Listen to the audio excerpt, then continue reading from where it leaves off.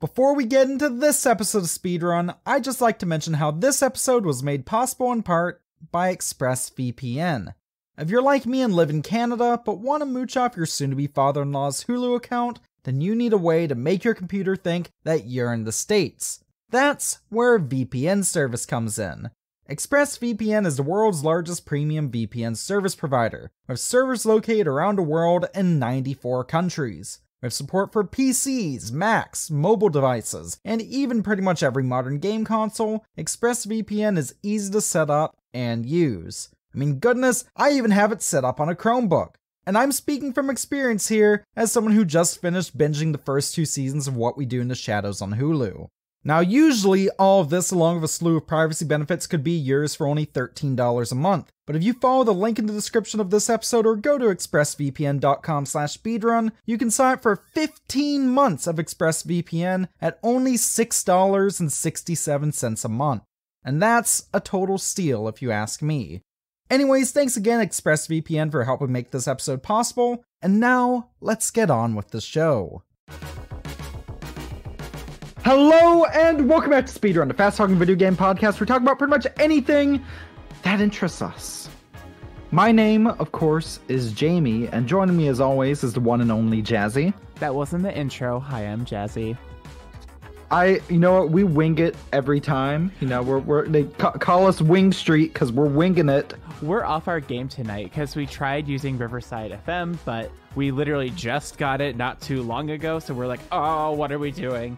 So if it sounds a little bit bad, I promise it's not my editing. We're just doing it through Discord and OBS like the olden days. Please don't send me more nasty hate mail.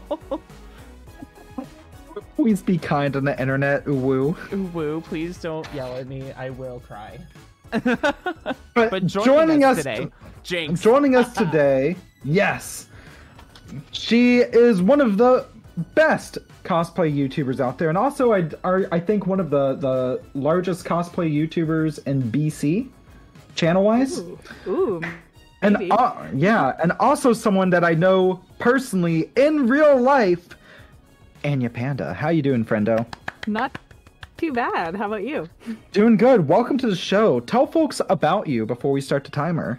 Yeah, so I'm Anya, and I mean, not a lot to tell, I guess. I do cosplay, I make YouTube videos, trying to branch out a little bit with my YouTube content, but for the most part I do cosplay stuff. And yeah, I'm based in Vancouver, and that's really all there is to say about me, I think. Yeah, I mean, yeah, you've been, as I said, you used to be on the island. Yes. Yes. And then you escaped to the mainland, which unfortunately didn't let you escape the 40-degree heat we had this past weekend. Oh my gosh, yeah, no, that was brutal. Yeah. Emitos, how are you all doing up there in the Pacific Northwest? Today is a lot better because, like, the past few days from Anya, I can't speak for you, but, like, none of us have AC here. Oh. No. And Victoria. So I remember the day where it literally got up to around like 115 Fahrenheit where I'm at. And I literally locked myself in the bathroom with 2 fans on and took an ice shower. Oh. Ooh. Yeah. Oh. Yeah. Oh, definitely. no. Yeah. That checks out. Yeah, how about you? How have you been handling? Yeah, so I've basically I live in the basement of my house, so it's nice and cool down there, and all of my roommates, all of their rooms are up on the top floor. So we all ended up moving down to the basement. We set up like mattresses and stuff, so everybody's just been hanging out in the bottom floor to try and escape the heat. But like you said, today was much better. Yesterday was brutal, the day before that was brutal, but today we finally have like a nice breeze going through the city, which is nice. So it's been much better today. I'm just kind of amazed because even yesterday I was up to like 36 here, and now it's been averaging around 18, 19 today. Yeah, no, it's been a huge difference. Jeez. For those listening, this is Celsius. Yeah, well, I mean, we don't use crazy American fake temperatures up here. It's true. I think our temperatures are based off like when water boils or freezes, while American temperatures are based off the ideal temperature for a McDonald's hamburger. Yeah. Yeah. Also, listeners, I am so sorry. That was not your computer. That was mine, and that is a drawback of recording with OBS. Is you get to hear all the update your computer, jackass, in the middle of recording. I'm so sorry. I promise we are professional here. It's been a night of embarrassment so far. You're doing fine. You're doing fine. Thank you. But today, I wanna give the most base level beginner 15-minute capable exposition I can give on the art of cosplay. And by when I say for me to give on, I mean I am completely novice in all this. Anya, this is your expertise. Oh my gosh. Okay. So first off, how did you first get into cosplay? All right. So I first got into cosplay really by knowing the term. Like I knew that people dressed up for conventions, specifically anime conventions. But I didn't know that there was like a term for it. And I always thought that it was just for anime. And growing up, I wasn't really into anime until I was like 13. So it wasn't until I was in the 8th grade and a friend was like, oh yeah, if you dress up as a fictional character, that's called cosplay. And so that sent me on this huge like Google search adventure where I just looked up every single show that I was into. So like Fairly Odd Parents, Danny Phantom, Stormhawks, like stuff like that. And I just looked up like the name of the show and then cosplay. And I was, exposed to this huge world of just like, of cosplay. And so from there, there was a local comic convention that was happening and I got invited to it by a friend. And I wore my Princess Peach costume, which was my Halloween costume for that year, to the convention, and that was my first exposure to cosplay. And it's just snowballed since then. Excellent, excellent. And that first year you said it was a costume you'd already had, right? Yes. Dude, would you say for folks want to get in that's an easy place to start before they go all in on making custom costumes? For sure. I think if you have, a Halloween costume kicking around, that's definitely a good kind of gateway drug into making your own. Yeah, I think that's a good way to do it, though. The quality between like store-bought Halloween costumes versus cosplays is a little bit different. So quality-wise, it might not be kind of what you're looking for a cosplay. But if you have something that you've maybe made yourself or someone's made for you, that's definitely like, that's what I did. My mom made me my Peach costume and then I just used that as a cosplay. So if you're able to kind of do it that way, I think that's definitely a good way to do it. So from there, how do you go into the complete, making it yourself, going the whole 9 yards? Yeah. Okay. So first you want to start with a really easy, basic costume. And for that, I usually draw from North American cartoons. So stuff like I mentioned before, like Fairly Odd Parents, Danny Phantom, Steven Universe, stuff like that. Gravity Falls is another good one because they wear really basic clothes that are easy to sew. And we usually go by this thing called the 5-piece rule. So you want to choose a character that has 5 pieces to their costume, give or take, because you don't want something like a huge like armor build for your first cosplay. So if you can find something like, maybe like a jacket and a t-shirt and pants, like something like that to first make as your first cosplay, I think that's definitely a good way to do it. And really going by Google is the best way to learn. Google is your absolute best friend. So if you're looking to learn how to sew, to style wigs, to really do anything, to do cosplay makeup, really just look up tutorials on YouTube, and really you can learn to do anything through YouTube and Google, which wasn't always the case back when I was first starting. I mean, if you could find a specific tutorial for a character you were looking for, I mean, you were doing really well. So definitely there are lots of resources out there. Absolutely. So early on, what were some of your favorites that you did? Yeah, my early cosplay favorites. I think one of the biggest cosplays I did was Maka Albarn from Soul Eater. Ooh. I had the scythe and everything. Mm-hmm. Yeah. Very nice. So yeah, that was a classic one. I wore that so many different times. So that was definitely one of my favorites. And then that's the only one that sticks out for me from my early years, actually. I'm trying to remember what other stuff I did. I did Link. I did like Toon Link. That was fun because that was my first boy cosplay. And so I wore that a bunch of times. And then, What was your Paula cosplay an early one originally? no, that one was later. That one was about 5 or 6 years ago. So I mean, early if you consider like that early on. I'm thinking about like my first couple years cosplaying. Mm-hmm. Jamie, have you ever done cosplay? Surprisingly, I've never had the chance to. Really? If only because when I finally decided to do a chance to, we got COVID. Air. Oh no. Yeah, because both Xander and I and G and I were both talking about doing like matching outfits. Xander has been trying to get me to go as sexy Waluigi for years now. Oh yeah. Nice. Because like, and that sounds like a joke, but like, have y'all seen like the sexy Wario TikToks? Yeah. Oh yeah.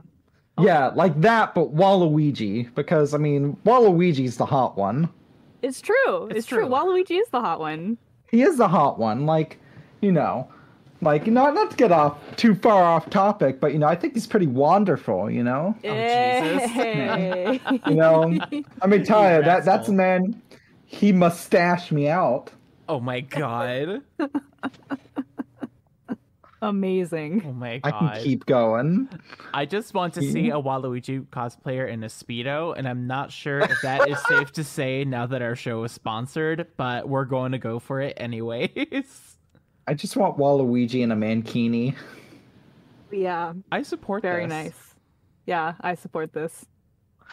Not as me, obviously, but that's just because I can't pull off that look anymore. The estrogen's taken its effect on me. I was going to say, yeah. But back on topic. So small question. About what time did you feel, how long after starting doing cosplay itself did you begin doing YouTube? Yeah. And creating YouTube content about cosplay? Yeah. So I mean, if you there's the early videos from when I was in high school. I don't know if we count those. Do we count those? We count You those. can. Yeah. You can. Okay. So that was like 3-ish years after I first started cosplaying. I started making cringy YouTube videos as a high schooler. I gave it my best. I tried to make it like documentary style where I interviewed people in their cosplays and tried to make like a documentary about the convention that I went to, and I started making vlogs. And I did music videos as well, actually. So yeah, it was 3 years after, but I didn't start taking it seriously until about four-ish years ago. It depends on what you count. If you count like the cringy early stuff or the current kind of more professional, taking it more seriously stuff. If it makes you feel any better at all, there is definitely hidden footage out there on YouTube of me in full gray paint doing like Homestuck cosplay, roleplay stuff. So if that makes you feel any better at all, there's a thing that exists of me, and I'll have you know I was a wonderful Matuna. Thanks very much. Oh, that's great. I love that. I love everything about that. That's fantastic. I was one of the dirty Homestucks, but we can get into that in like the story section, as it were. Yeah, I mean, goodness, we're gonna need to do an entire episode on cons, especially like because let me tell you, my first anime con I probably went to when I was about 10 or so, around Houston. That was '08, which if y'all remember, right, that was like in the middle of like the Yaoi paddle era. Oh my gosh. No, don't go into it. No, if I'm not going to go into into that. that. You don't. If you don't, all I was going to say is if you don't know, Red Bar did a very good video on that era. That video is really good. Yeah. Yeah, she's fantastic.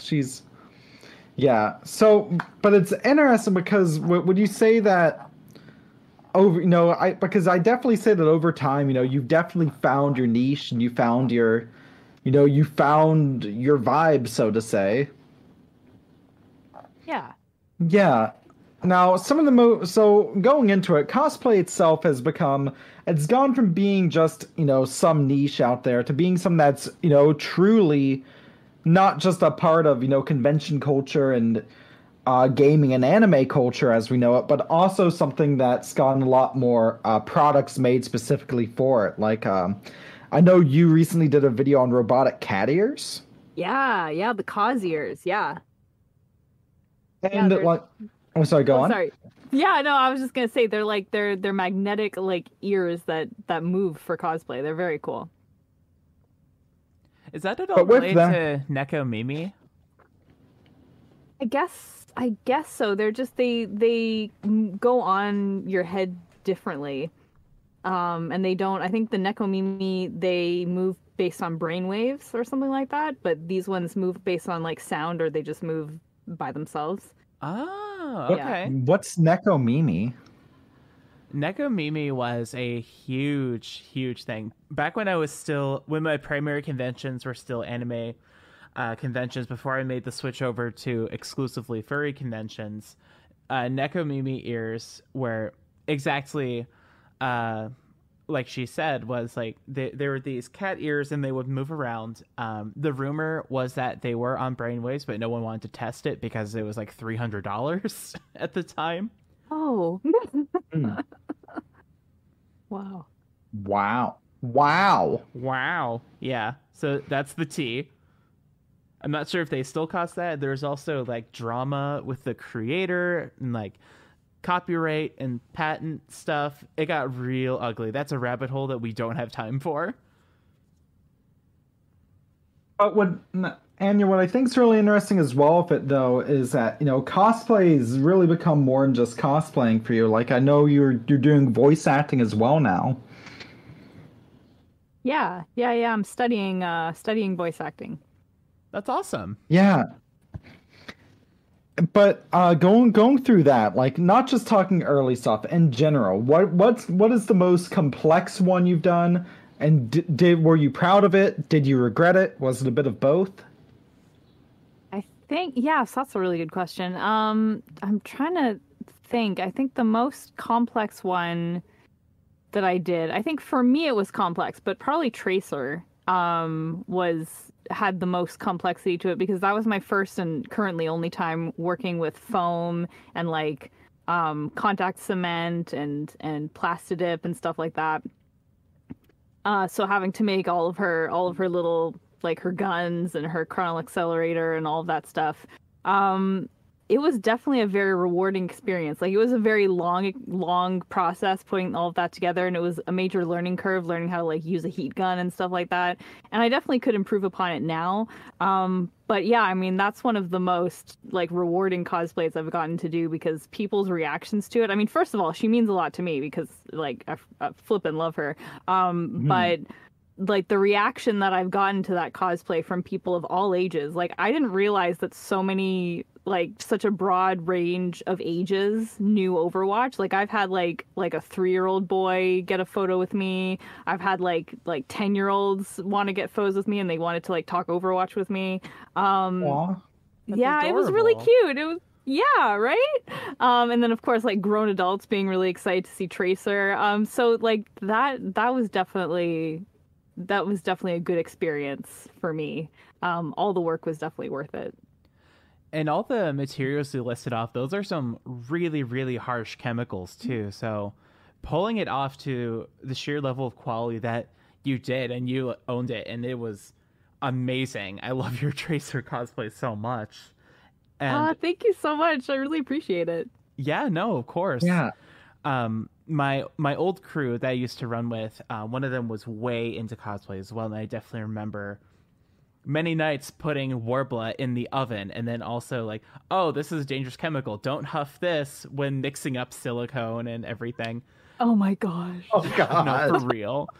Do you incorporate anything like 3D printing or resin casting or anything like that into your work? Yeah, so I'm really scared of harsh chemicals, so I try to avoid it actually, but I did resin casting for Raven, which like for the belt, for the red gems. That was a successful experience. I didn't die, so I'm happy with that. Not dying is always a plus. It's very recommended. Yeah, living totally. is the meta right now. It really is. So I think it's funny. I don't like harsh chemicals. Worked with resin, the harshest of like residential, like commercially available chemicals, or one of them. I know. I only did it once though. I try to avoid it like the plague. Like if I can avoid doing resin casting, I'll totally do it. And then my scary. roommate actually. Oh yeah, it is. It really is.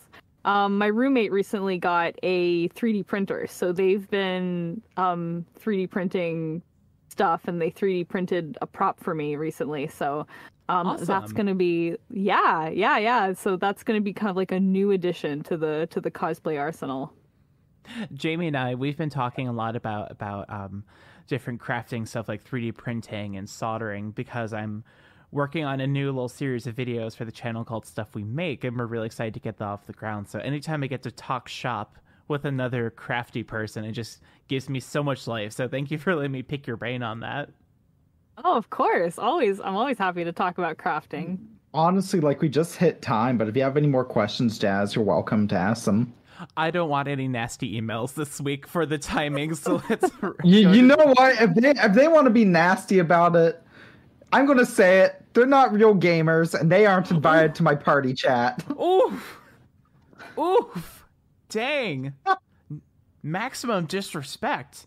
That being said, I've been Jazzie. And I've been Jamie.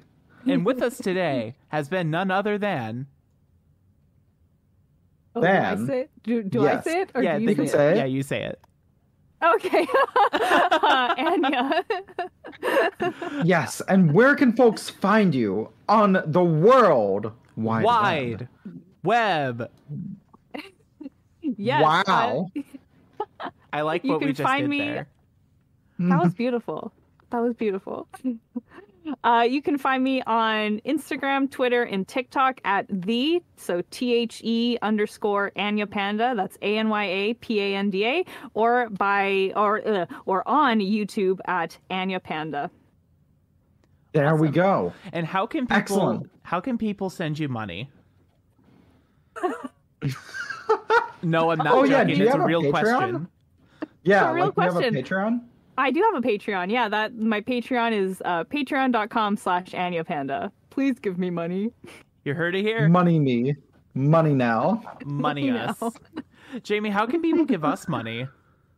Well, you see, Speedrun is part of Stuff We Play, and if you would like to get early videos, early podcast episodes a week early, behind-the-scenes content, and even Discord perks, along with 20% off at a merch store, which apparently has been the big driving force as of late, then patreon.com/stuffweplay. In addition, if you would like to start a podcast of your own, then guess what? Listen in. Lean on close.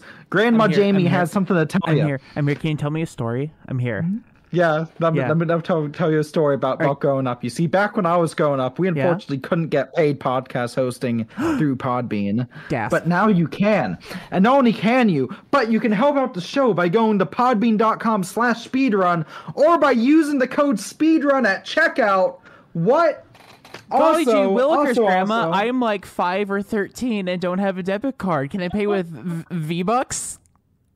No, but you can use your mom's credit card. All right. Tell her I said it's Just okay. like RuneScape, baby. In addition, I would like to give one more big thank you to Ubisoft. As of today, we are recording this on right at the tail end of June 2021. We have announced the first winner of our Immortals Phoenix Rising giveaway on Twitter, and I'm sure by the time this goes out, you've heard the questions and stuff for the other ones, along with maybe some other giveaways. But again, thank you so much, Ubisoft Canada, for making that possible. Done in part because, of course, we here at Stuff We Play are part of the Ubisoft Canada Guild. Jazzie, you make these episodes possible. Oh, Where can gosh. people find you and give you money? ClevelandAudioMixology.com. I'll mix your podcast and make you sound crispy. The show is also brought to you by PCBWay. Can you tell the listeners about that? Because that's brand spanking new news. That's new. So they aren't. So yeah, this is something I just wanted to announce here because though they're not directly sponsoring the podcast, they are. I wanted to give them a quick shout because they are. They've just given us a long-term YouTube sponsorship, which I'm very grateful for, and it's my first time getting a long-term sponsor on YouTube. I'm very grateful, and it also is going to be good because along with the maker vids, this is great because I'm diving into more retro computing content. Gonna put my Amiga to good use. You can't see it, but I'm gently caressing this old computer like it's my child. Jamie, this is a PG-13 podcast. We have sponsors. You can't do that on there. Do what I want. It's my computer. Get a room.